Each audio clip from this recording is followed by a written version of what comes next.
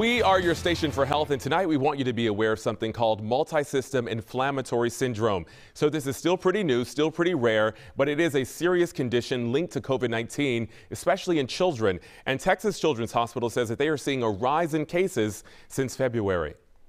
She was intubated. She had to stay asleep.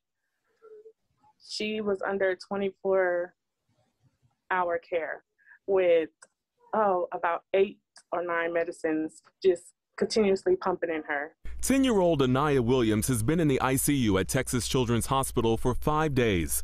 When her mom noticed she had a persistent fever, bloodshot eyes, and shortness of breath, she knew this was an emergency. So when she would go downstairs, she would just say, "Mommy, I just can't breathe. I just can't breathe." And I'm like, okay, we're going. Doctors diagnosed a 5th grader with a condition that's relatively new but becoming more common.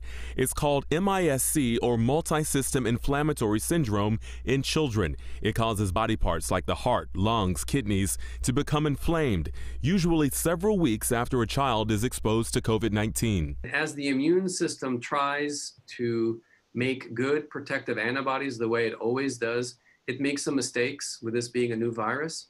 And it ends up having this sort of amazing rush of inflammatory proteins and pathways that are activated. Along with fever, symptoms can include stomach pain, skin rash, bloodshot eyes, diarrhea, vomiting, again, usually weeks after COVID exposure. So if you knew that you had an exposure before, or your child had mild COVID or tested positive, and all of a sudden you have a new illness with a constellation of these signs and symptoms, and no one else is sick, so everybody else is fine around them at the same time, that is a time where you should really pick up the phone, get in touch with your pediatrician, or if your child looks unwell, they're not drinking well, they're not eating well. The number of MISC cases in Houston is still small overall, but increasing with COVID-19 spreading more among children as the school year is well underway. Doctors remind parents to have their kids mask up and get the vaccine if they're eligible.